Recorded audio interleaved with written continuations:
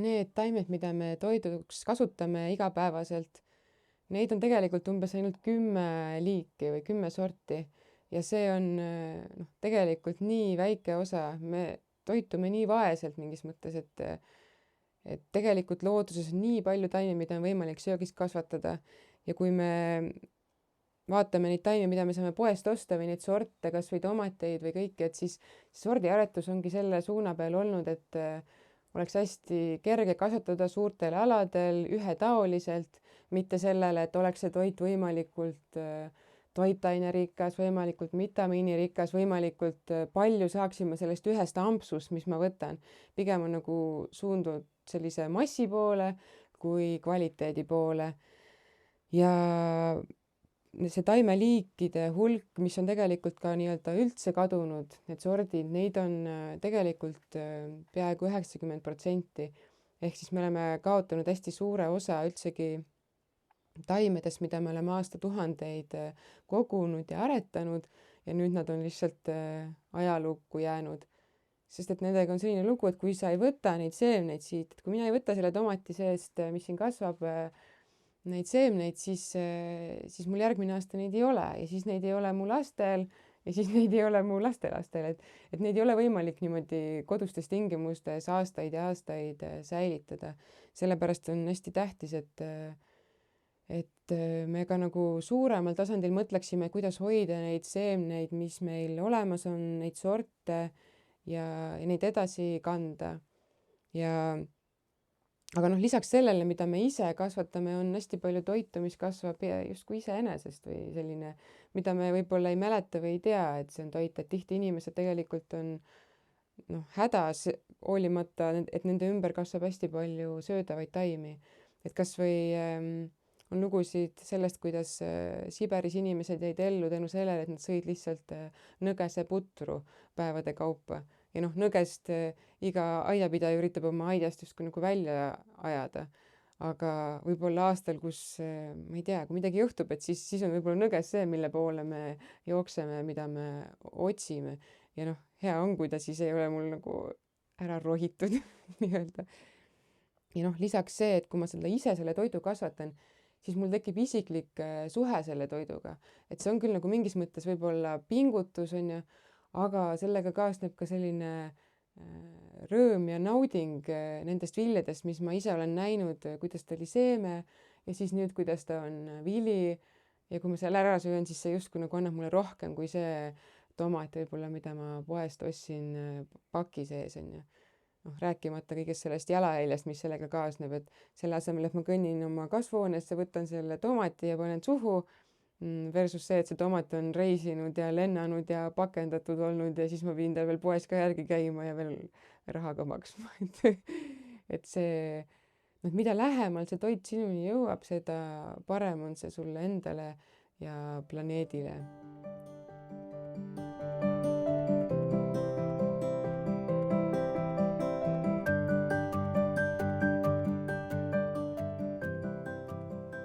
Metsast ja loodusest on võimalik oma toidulauale tuua väga palju põnevaid uusi maitseid, millega rikastada ja väärindada siis enda toitu ja avardada maitsemeeli. Ja metsikute taimedega on selline lugu, et neid ei peagi kasutama palju, vaid piisab ainult kas mõnest ampsust või mõnest väikesest kogusest, millega muuta oma toidulaud palju vitamiinirikkamaks. Et metsas on lihtsalt nii, et need, kes ellu jäävad, on kõige tugevamad. Et kui on näiteks põud, peavad taimed ajama juured sügavale mulda, et saada sealt vett ja mineraale. Ja tegelikult ka maapealsed osad peavad kasvama kiirelt, et koguda päikeseenergiat ja saada oma jõud kätte, et viljad valmiksid, et seemned valmiksid. Ja selle jõu nad tegelikult annavad meile ka. Nad tuleb lihtsalt metsast endale koju tuua ja neid kasutada. Kevad on võib-olla korilasele ja sellisele kogujale kõige rõõmsam aeg, sest siis tõesti rõõmustab iga esimene roheline lible nii palju ja paneb südame sellise rõõmust lausa puperdama, kui sa leiad esimesed naadilehekesed ja karulaugu.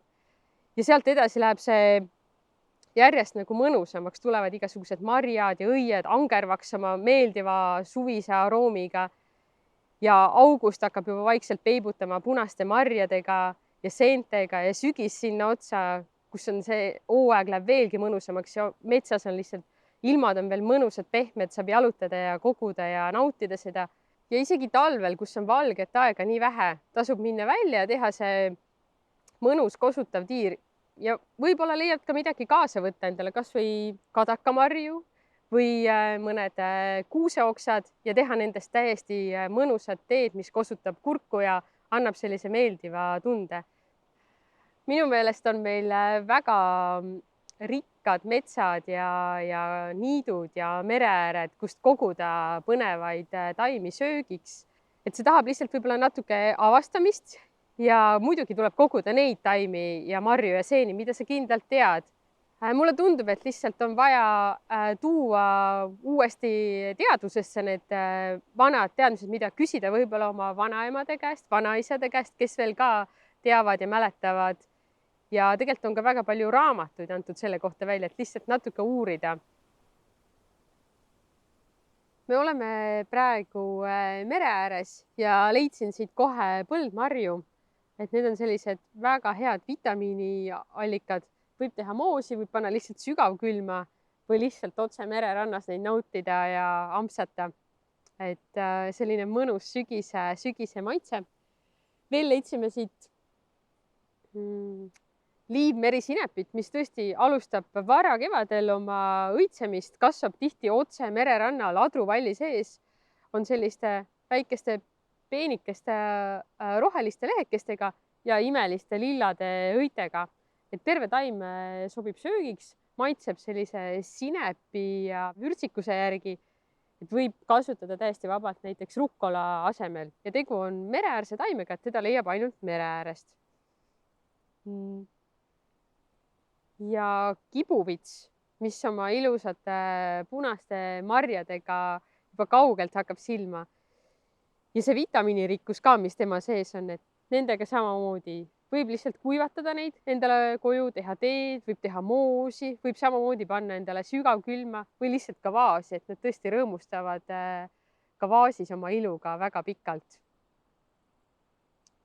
Putkelistest leidsin praegu randkikkaputke, et tal on seemned on just hästi mõnusalt valmis saanud. Hästi selline vürtsikas ja aromaatne, et teda on hea panna näiteks teesegude sisse. Võib ka panna näiteks koogitaigna sisse, et annab hästi sellise vürtsika, natuke aniisise maitse. Aga putkedega peab üldse ettevaatlik olema, et neid korjata ainult siis, kui sa kindlasti tead, et tegu on selle taimega, sest et seal on ka väga palju mürgiseid liike.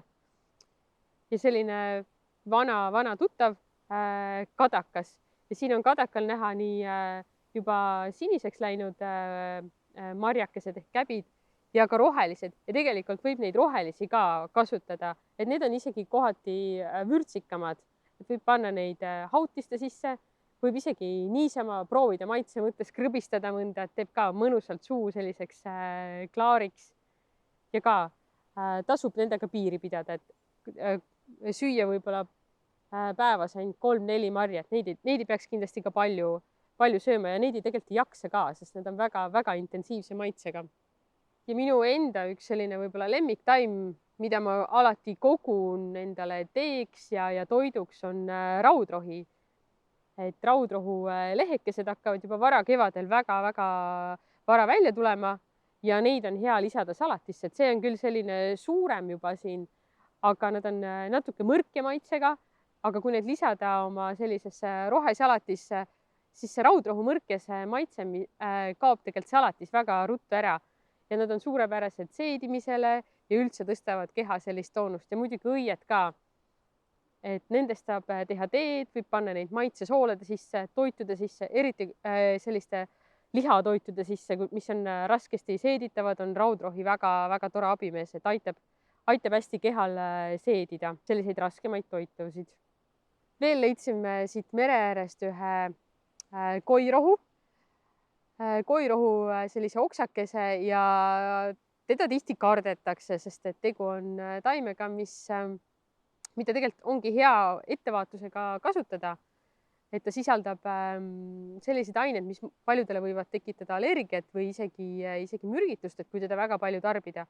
Aga näiteks võib teda lihtsalt koju tuua ja panna köögikappi, kus on kuivained, et aitab väga hästi peletada toidukoisid, nagu ta nimi ütlebki, tegu on koirohuga ja ka riiete koidega samamoodi. Ja lõhnalt on ta väga aromaatne, aga kes on julgemad ja julgevad teda ka teeks teha, siis tõesti, kui on mingi seedimismure, ta tuleb alati appi. Ja kui täitsa talvisel ajal metsa sattuda ja tundub, et lume alt ka midagi nagu kätte ei saa, siis ühe männi oksakese ja okkakese ikka saab kätte ja sellest saab suurepärase tee. Eriti kui on kurk on kähe, siis ta aitab sellel kurgu kähedusel palju pehmemaks minna ja väga meeldiva maitsega ka.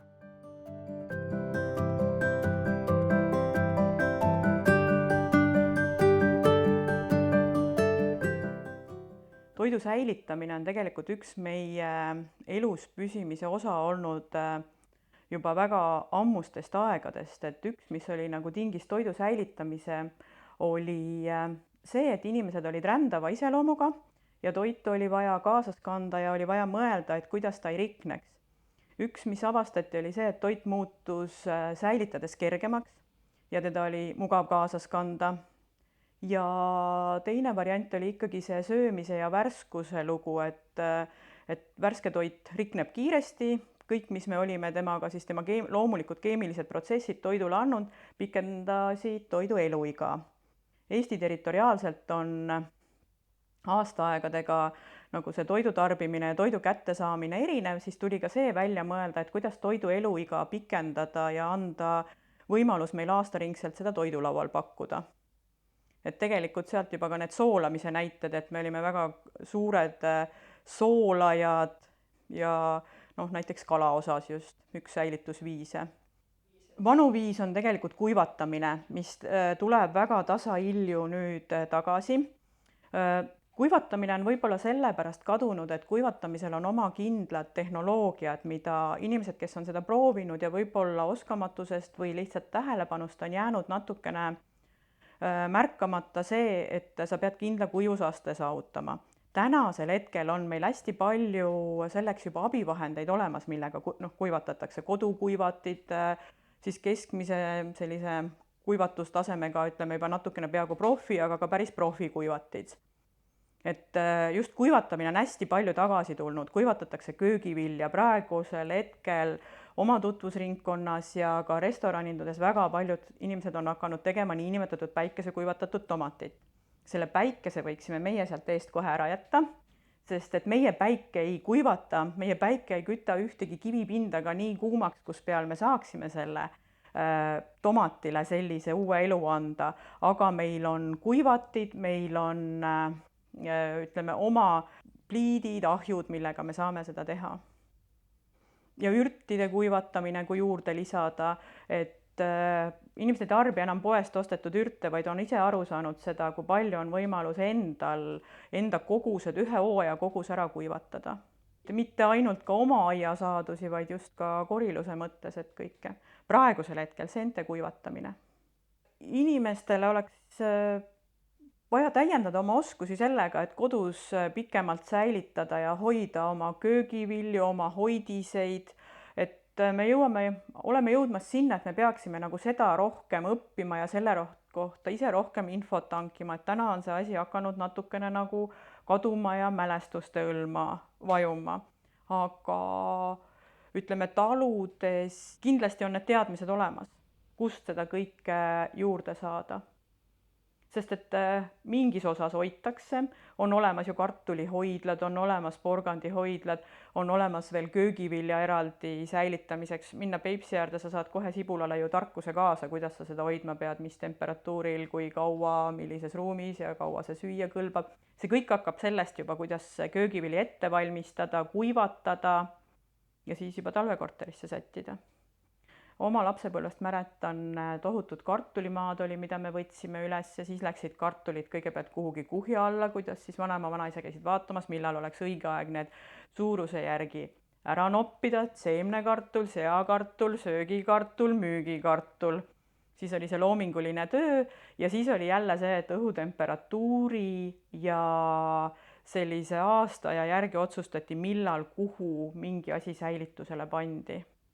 Et inimesed, kes on loonud endale ka sahvrid, siis jälle täpselt sammune selline mõnus riiulimajandus just nimelt ja oluline on ka jälle see, et minu jaoks on alati üks kriteerium temperatuur, et kui targalt omale selline sahvriehitus ka ette võtta ja kui sul on selline ruum olemas oma väikses korteris, kuhu see luua või oma elamises, siis just nimelt natukene uurida, et millist ventilatsiooni ja temperatuuri see koht vajab, aga kõik enda kuivatatud, hapendatud, mis ei vaja eritingimusi ja ütleme, hoidised saab sahvris ilusti ära hoida. Kui me räägime nüüd värske köögivilja elu selles mõttes ringkäigu pikendamisest, siis selleks on sahver natukene võib-olla liigne. Ütleme, ta loob oma lisaniiskuse sinna sisse ju köögivili, kui ta seal elab, aga oma nädalakogused saab ilusti sinna, kui on kuskilt tuua, ära tuua, kõik hoida. Aga kõik see, mis me oma kätega loome, see seisab seal ilusti ära. Toredas riiulimajanduses veel selline mõnus süsteem endale luua ja siis sa tead, kust midagi on. Sest tegelikult, kui me räägime täna kuivatamisest ja kasutame toiduainete säilitamiseks või väärindamiseks kuivatamist, siis see ongi puhas sahvri teema. Sest päris köögiriiulil ei tasuks ka neid hoidiseid, ütleme seda kuivatatud toodet hoidma hakata, kuna seal tekib toidu valmistamine lisaniiskus, me tuulutame ja kõik see lisaniiskus on kohe iga kuivaine omapära või kuivatatud toiduaine omapära on iseendasse ju imeda uuesti tagasi see niiskus, mida me oleme temalt nagu sundinud mingisuguses süsteemis lahkuma. Kuidas siis tegelikult pikendada selle kuivatatud või enda loodud toote eluiga ja säilitada ja tema paremad säilitamistingimused, et öeldakse, et sulgege õhukindlalt, aga täiesti õhukindlalt meie tingimustesse sulgemine on nagu on, pigem ma ei soovitaks ühtegi plastikkarpi. Kui nüüd see plastik jääb, siis see teadlikkus, et ta tohib toiduainetega kokku puutuda, et endale see märgistus selgeks teha. Ei mingid kilekotid, pigem olgu ta mitte läbipaistev, ütleme selles mõttes mitte aknaga paberkott, vaid niisugune mõnus, vanasti öeldi jõupaber, kas paberkott. Kõige paremad on ikkagi savinõud ja klaaspurgid, milles hoida, klaasnõud. Aga just nimelt valguse eest hoida. Ma arvan, et kõik on saanud oma võib-olla sellise kogemuse kätte, et näiteks kui need sammused kuivatatud nurmenukud ja pärnaõied jätta nüüd natukeseks ajaks aknalauale mõelda, et jube ilus kaunistus on, siis mis nendega ka juhtub, on see, et nad kaotavad täielikult värvi, aga see värv on ka tegelikult ju keemiliselt toimunud reaktsioon, mis siin sees toimub. Et selles mõttes, et kõik toiteväärtused, kõik ained säiliksid, nii mineraalained kui vitamiinid, mis me oleme sinna suutnud veel jätta kuivatamise käigus, oleks nad ikkagi siis vaja valguse eest kaitsta. Kui veel soovitada mingeid säilitusviise või selgitada natukene, millega pikendada toiduainete eluiga, siis võib-olla räägiks ka natukene hapendamisest. Hapendamine on siis protsess, mis toimub piimappebakterite toimel ehk siis toiduaine enda keemilise ja füüsikaliste omaduste toimel. Tihti ei saada tegelikult sellest kohast aru, et kui laual on kurk, et mis selle kurgiga tegelikult toimunud on. Et kurkidel palju nimesid, kellel perekurk, kellel vanaema parim kurk, kellel isa parim kurk, aga et kuidas see tegelikult siis nagu valminud on. Et on veel soolakurgid, hapendatud kurgid, marineeritud kurgid, kergelt marineeritud, pikemalt marineeritud, 6 kuu kurgid. Et iseenesest hapendamine on tegelikult natukene pikem protsess, et lihtsalt meie inimesed on ajaloo jooksul seda mugandanud ja hakanud lisama juurde küll hapet ehk äädikat ja hakatud siis nimetama seda hapendamist marineerimiseks. Hapendamine ei ole ka ainult kurgi teema. Täna lähevad purki veel hapendamisele tomatid, hapendatud porgandid, mis jäävad täiesti selles mõttes krõmpsuks ja on ka söödavad, kui ei suudeta värsket, me oleme harjunud kõik sööma värsket porgandit, krõmpsutama, et me tipime seda ja hammustame ja mõnus. Et samamoodi saab süüa ka hapendatud porgandit ja kogu see, mis sinna juurde lisatakse, ongi siis tema loomulik porgand, ütleme oma selliste mõttes oma suhkrutega, juurde lähevad lihtsalt jälle soolavesi ja siis sinu valiku järgi, kas sa tahad sinna panna mingeid köögivilju ehk maitsetaimi või ingverit või midagi, et kõik selle neid maitsenüansse saab juurde luua. Aga ei pea lisama nagu keemilisi sünteetilisi ühendeid selle hoidise loomiseks. Ja saab juurde teha ka mitte nii, et sa pead kõik need endale sügisel valmis tegema, vaid jooksvalt tood oma keldrist säilitatud porgandeid ja hakkad sealt edasi tegema. Tomatite hapendamisest, kui me räägime, siis see on lubatud ka rohelistel tomatitel, et täna me küsime, et mida teha sellistest mitte valmis saavatest ehk tänase ilmaga enam mitte valmivatest tomatitest, siis need on samamoodi, sobivad väga hästi hapendamisest. Muidu on roheline tomat ju selline probleemne. Et ei pea alati mässima ajalehe sisse ja ootama, millal ta valmis saab. Ja siis veenduma, et ei saanudki.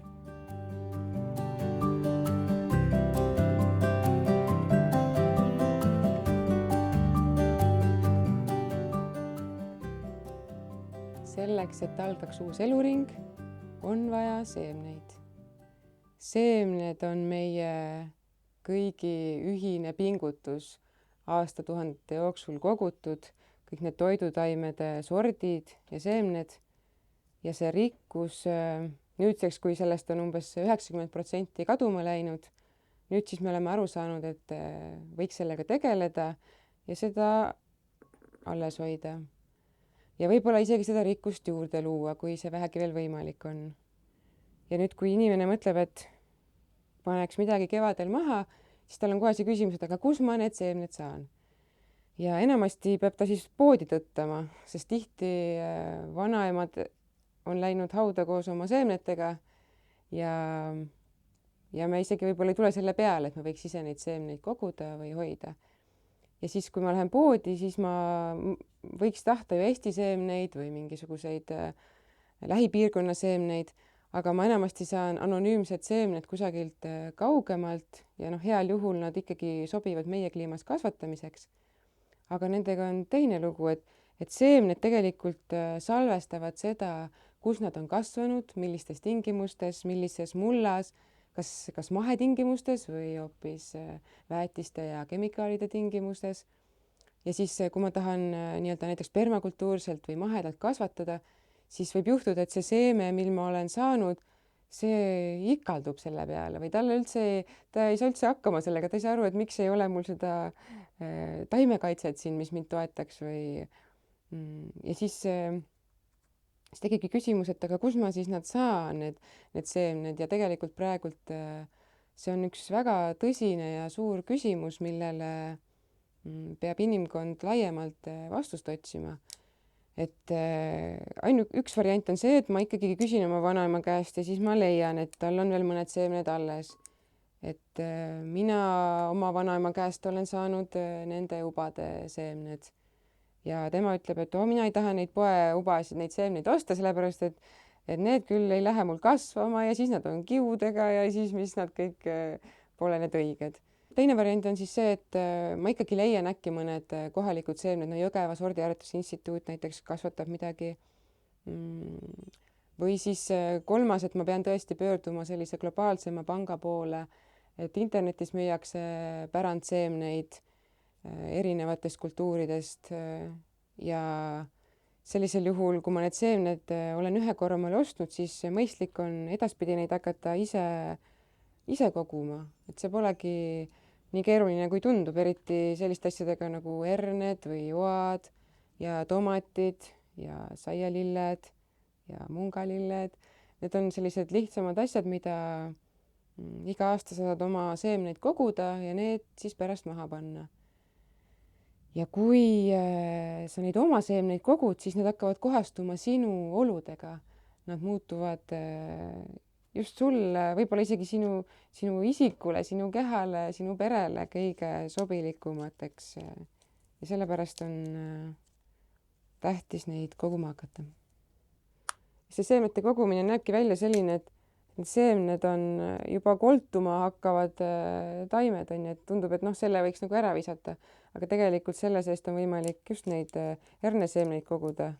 Need siin isegi ei ole ussid ära söönud. Et need nii-öelda kõvad ja ebaatraktiivsed ongi just need, mida koguda ja mida talvel alles hoida. Kui sa poest ostad seemneid natuke hooletult, siis sa võid sattuda selliste seemnete peale, mis on hübriidseemned. Nendel on tavaliselt peal kas F või H märk ja neid võib olla erinevaid põlvkondi. Ja see tähendab, et need seemned annavad, kui sa need esimest korda maha paned, siis nad annavad hea tulemuse. Aga järgmisel aastal, võivad nad anda hoopis teistsuguse tulemuse, sealt võib tulla midagi selle sarnast, mida sa ootad, või siis hoopis midagi teistsugust, sest et nad on niimoodi disainitud, et nad on ühe korra vägevad, aga edasi enam mitte. Ja noh, nad on natukene võib-olla sellepärast ka sellised, et siis sa läheksid uuesti poodi iga aasta ja saaksid selle eriti meeldiva kogemuse osaliseks. Aga oma seemnete kogumine on tegelikult selline permakultuuri fännide hulgas ka selline kogukondlik tegevus, et tullakse kokku, jagatakse oma põnevaid sorte ja räägitakse, kuidas need kasvatamine on õnnestunud või ebaõnnestunud, sest seda juhtub ka. Ja need minu seemned siin, ma olen püüdnud otsida selliseid pärandsorte, vanu sorte, mis kasvavad sellistes võib-olla natuke sellistes metsikumates tingimustes saavad hakkama. On olemas ka tomatid, mis õues kasvavad. Minu vanaema räägib kogu aeg, et nendel oli õues tomat, et kus need sordid on kadunud. Ja tõesti, ma ei tea, praegustes tingimustes on üsna raske suvel õues kasvatada, võib-olla ongi sordi küsimus. Seega, kui te kuskilt leiate veel üles sellised vanaema oad või vanaema tomati või vanaisa saialille, siis koguge seda, et see on selline iga-aastane püsiv tegevus, aga just niimoodi me kanname edasi nende paljude põlvkondade pärandit ja tööd. Ja kui sa need seemned nüüd oled kätte saanud, siis selleks, et nad järgmine aasta uuesti maha panna, siis need herned, mis on sellised üsna rohelised veel, need tuleb kindlasti ära kuivatada. Samamoodi on ubadega, sisuliselt kõikide seemnetega, mis sa võtad, pead need ära kuivatama, et nad ei läheks hallitama ega mädanema. Ja hoidma neid ka kuivades tingimustes, ikkagi toas ja võib-olla pigem pimedas. Et seal selles seemnepangas hoitakse neid ka madala temperatuuri juures stabiilsetes tingimustes ja seemnetel on erinev säilimisaeg. Mõned on kõige suurem idanevumus on järgmisel aastal, aga näiteks kurgiseemned on sellised, mis isegi mitmete aastate pärast on üsna kõrge idanevusega. Ja seal seemnepangas on umbes mingi 20 aastat ja siis peab neid uuesti kasvatama, uued seemned sinna saatma, et nad ellu jääksid. Ja siis, kui sa oled talve suutnud neid hoida, kaitsta hiirte ja muude söödikute eest, siis tuleb need jälle kevadel maha panna. Mõned taimed ette kasvatada, nagu tomatid, need võib ka otse maha panna, oleneb sinu mullast. Saialilled, neid on hästi lihtne koguda. Neid võib isegi jätta sinna maha, et nad tulevad ise uuesti kasvama, talvituvad seal maa peal ka ära. Ja nõnda siis on sul varsti siuke oma väike seemnepank ja oma toidu julgeolek.